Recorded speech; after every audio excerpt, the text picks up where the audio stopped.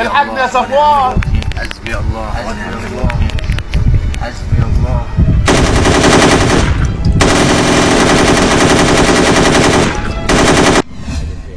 ولا في اصول ولا في اخلاق ولا في حد بيحترم حد. شوف الجعان ولد الجعان لابس جلابيه وشال بالشيء الفلاني كان عمده ولد عمده. كل واحد يسافر له سفريه يجيب له قرشين يعمل لي فيها واد عمته. ده بقت حياه تقرف. ما انا لو لابس نظيف ومعايا قرشين يبقى من تعب وشقايه. ما كفاياك وكلامكم الماسك ده. هي حصلت توقف وترد علينا وتفتح عينك يا اللي مالك اصل ولا فصل. لما تيجي تتكلم تعرف تتكلم مع مين؟ واحنا هنعرفك احنا مين دلوقتي. تعال يا ناس عيب اللي انتوا بتعملوه فيا ده. معلش هتكلم مين؟ معلش هتكلم مين انت؟ انت المرفوض. عيب اللي انتوا بتعملوه يا جماعه ده. عيب. عامل له واد عمده. عامل له واد عمده. واد عمده.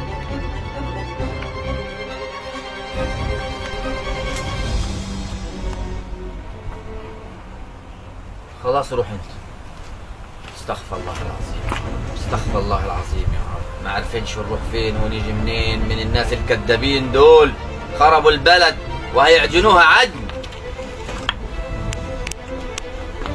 خلينا اشوف لك اهلي يجي يفكوه. حرام عليكم اللي انتوا بتعملوه فيا ده. حرام حرام. يا ابو جلابيه والشعر اوقف عقد محل التراب.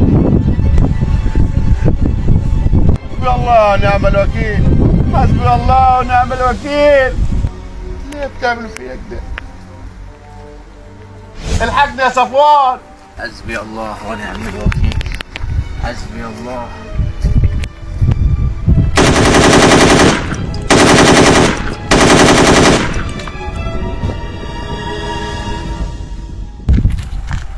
هتعمل ايه يا صفوان؟ زودتوها قوي وخليتوها سم على الاخر. مالكش دعوه بيه يا صفوان. الواد ده قليل ربايه ولازم يتعلم الادب. كيف ماليش دعوة؟ علشان خاطر الراجل ده غلبان ومسكين وفي حاله تعملوا فيه كده؟ والله أنا خايف للقرى والنجوع اللي حوالينا لو دريوا بالموضوع يقولوا البلد دي لا فيها راجل زين ولا راجل صالح ولا فيها حتى ولد عائلات لها أصول. مالكش دعوه بيه يا صفوان قلت لك. الكلام ده كبير قوي يا صفوان. وأنا لو ما كنتش الكلام ده ما كنتش قلته. وولد العيلة هيخلي باله من كلامه ومن أصله. ولا يطاول على ولد العيله ينقطع لسانه وما يعرفش احنا مين ولا ايه؟ وانتوا مين يعني؟ احنا كلنا سواسية وكلنا زي بعض ومفيش فرق بيننا وبين بعض الا بالعمل الصالح اللي هيدخلنا الجنة ولا هيدخلكم جهنم. حرام عليكم بلاش منه الكلام ده عاد. كفاية علينا عيالكم اللي قرفونا على النت واحنا مين وولد مين واكن الصعيد ما جابتش عيلة غيركم وما جابتش ناس غيركم. حرام عليكم. قصدك ايه بالكلام ده يا صفوان؟ الراجل ده يخصني وفي حمايتي وهاخده معاي. وعاوز بقى الحالات كلها يعجنوا ببعض. والله انتوا كده زودتوها قوي وبقت مسخة على الاخر. واخر كلام هقوله لكم ما خدتش الراجل ده معاي مالكمش طريق على بيتي ولا سرحة ولا مروحة. واللي يفكر يعدي من قدام بيتي هربطوا مع البهايم كيف البهيمة. وايه دخل الزرع؟ ايه دخله؟ مالك بيه انت؟ مالناش طريق غير من عندك احنا. السن بالسن والبادئ اظلم وانت اللي بادئتوا وخليها تعجن على الكل وسد يا ولد العائلات. اخر كلام عندي ما عنديش كلام تاني. صفوان الواحد يبقى جعان في بيته ويقول لك انا من العيله الفلانيه ومن عيله العلانيه تعبتونا وقرفتوني.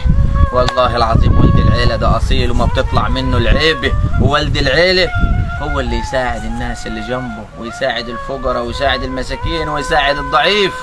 اما احنا استغفر الله العظيم يا رب. يا رب ارحمنا برحمتك يا رب. فك يا سعد. غور يا ولد المركوب هتوقع الناس في بعضيها. يلا خد حاجتك وغور. امشي زي الناس. يلا. العيلة مش فلوس ولا أطيان ولا عمد ولا بهوات. العيلة عشان تتبني صح لازم تتبني على الأخلاق والمبادئ وعمر الأخلاق والمبادئ والاحترام والدين ما كانت موضة قديمة علشان الإنسان يتبرأ منها. النبي صلى الله عليه وسلم كان يستدير بجميع جسده عندما ينادى يا محمدا، خشية أن يصاب أحد بالكبر من النبي صلى الله عليه وسلم. دائما وأبدا الإنسان عشان يفتخر بالعيلة لازم يفتخر بالعيلة اللي هي حسب ونسب وأخلاق وقيم ودين، وغير كده ما يبقاش ليك أي لازمة، ولا ينفع تفتخر بعيلة ماشية دايما وأبدا بالكبرياء. عن أبي هريرة رضي الله عنه قال: قال رسول الله صلى الله عليه وسلم: قال الله: الكبرياء ردائي والعظمة إزاري، فمن نازعني واحدا منهما قذفته في النار. صدق صلى الله عليه وسلم.